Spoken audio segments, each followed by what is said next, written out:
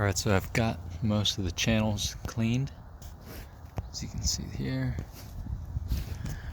Right now, what I'm just trying to do is get back here. Right back here seem to be the rustiest areas on this side and that side. And what I'm also doing right now, you can see that they have like a sealant here from whenever there was like a, right there so they can seal the seams or whatever. But some of that's in the way.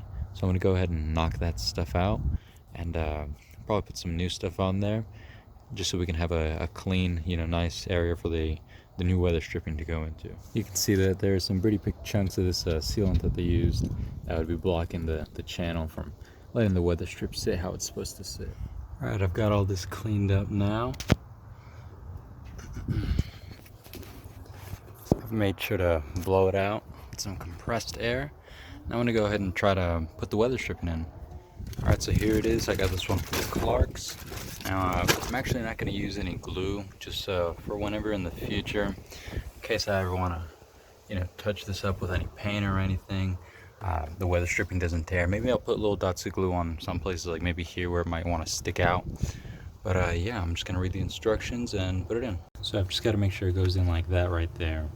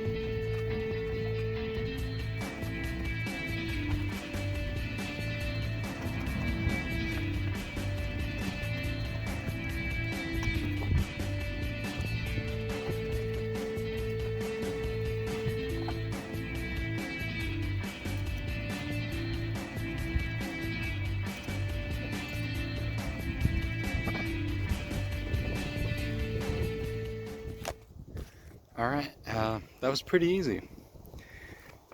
Some spots came out a little bit. I'll go ahead and fix those. But for the most part, this thing is in there and it is seated pretty well, I think.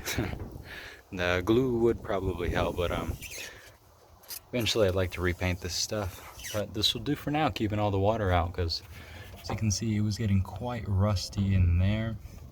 And I've even thought about, someone commented down below that I should touch all this up with some splatter paint stuff. So I'm gonna go ahead and try to find a good one that looks like this and just touch up, areas around here that are nasty looking. Now, one thing I'm hoping this fixed, before, whenever the hood would be shut, it'd sit a little lower than the fender right here. I'll throw up a picture, but let's see if that fixes it, if this weather stripping fixes it.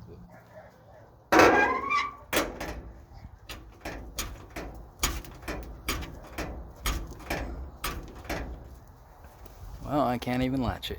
I'm actually not sure what I want to do, because the only way to, because it's already on like that safety latch, but it doesn't latch completely down, and the only way to pop it back up is if you actually latch it all the way, or else this key won't. You can see this does nothing. So I was able to slide my fingers up under here and pull the weather stripping out from here to give it some space to go down, and it latched. I ended up popping it back up.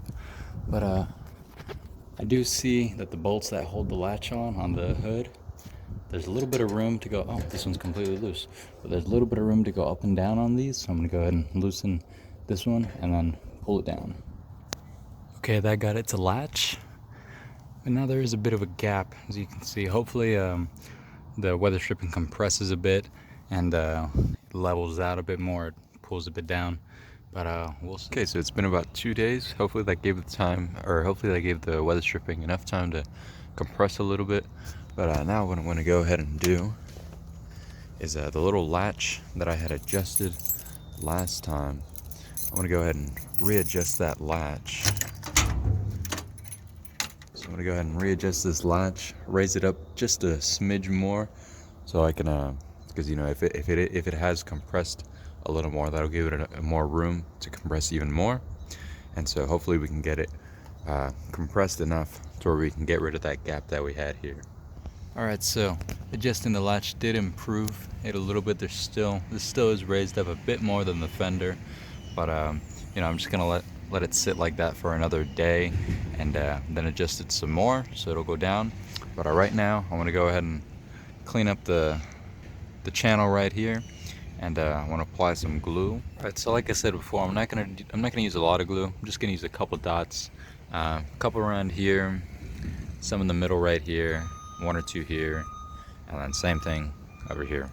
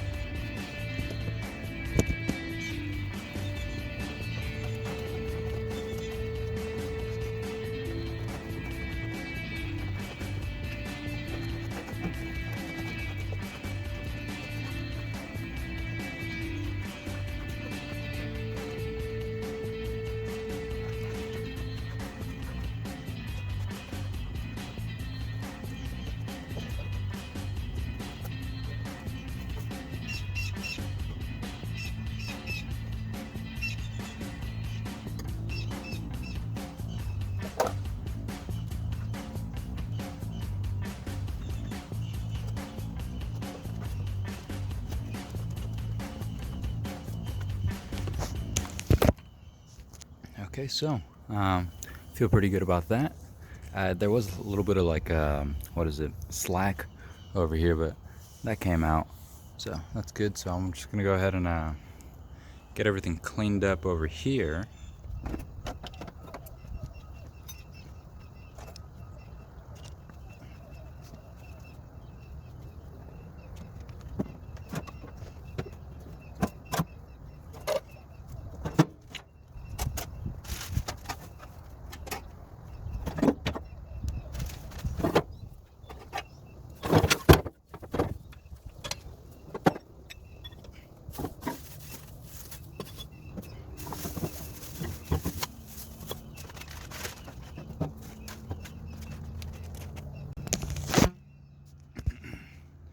Alright, so the reason I'm cleaning this stuff out here is because I am going to try to touch up some of this stuff.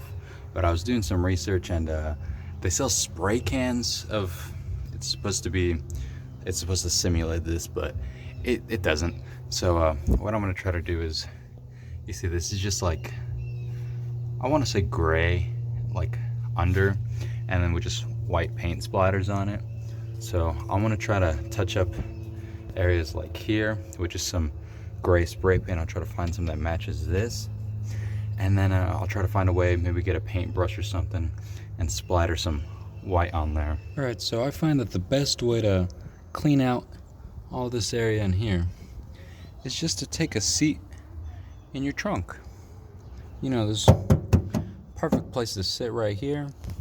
Got the shade, and it's perfect. Alright, so I have this primer right here that I used for the engine. It's some high temp stuff. It's just leftover from whenever I painted the engine stuff. But it looks like it'll match. So I'm gonna go ahead and get this area cleaned up right here with some soapy water. And then I'll spray a little light coat on there. And then I'll try to splatter this on there somehow. Might spray it in the cap and then just kind of fling it, or get a paintbrush. But we'll figure it out.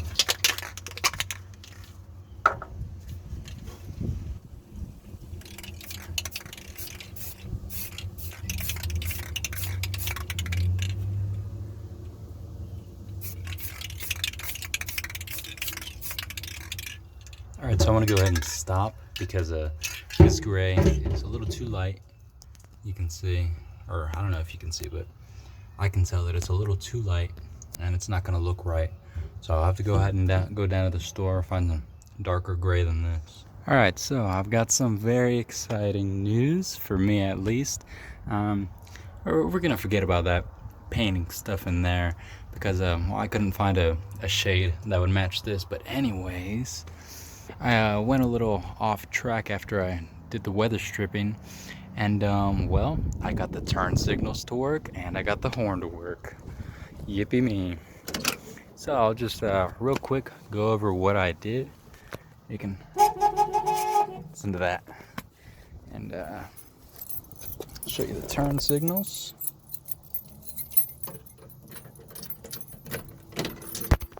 Alright, so right blinking, left blinking. So that was the turn signal flasher. Replaced it with another one. Had to wiggle that one around a bit, but they work. Okay, so left. Let's go take a look at the front. Blinking. And I had to wiggle this around a little bit because there's a little, wiggle the socket around a bit because there's a little grounding strap on it or whatever on this plastic piece. So just had to get it just right. And this one right here, this one flashes but very dimly, as you can see. And the reason for that, I think, is because let's crawl underneath. It has an aftermarket socket right there, so we'll be replacing that one with an original one.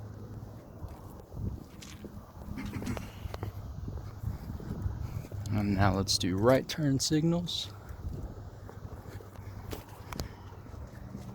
As you can see, that one is working as well.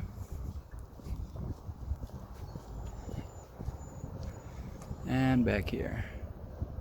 So that's a huge leap for me, because now I can actually get this thing, get it past the state inspection, because we did brakes and everything. And one thing I want to mention, this turn signal stock right here, there's a little wire, this wire right here. So whenever you turn the stock a certain way, there's a little connector in there. So it's just a metal wire. Whenever you, this right here is a metal wire.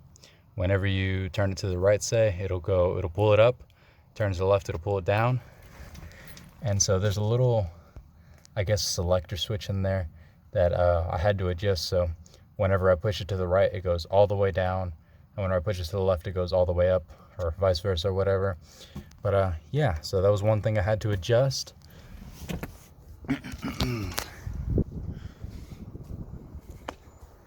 So I don't know what else to say, but very happy. So now the next thing I got to do, replace this alternator. I already found one for like 30 bucks. I'm gonna go ahead and order it today, and I'll make a video over me, because I got to take this one apart and put the new one in. But yeah, that's just about it to get this thing actually ready for the road legally. Oh, of course, new tires. Those will also be coming up soon. Alright guys, so that is it for this video. I know this video was kind of all over the place, but that's alright. So make sure to stick around for next time when we install that alternator. That video will be coming up pretty soon because I already have the alternator, just waiting on one more part. But yeah, hope you guys enjoy this video and see you next time.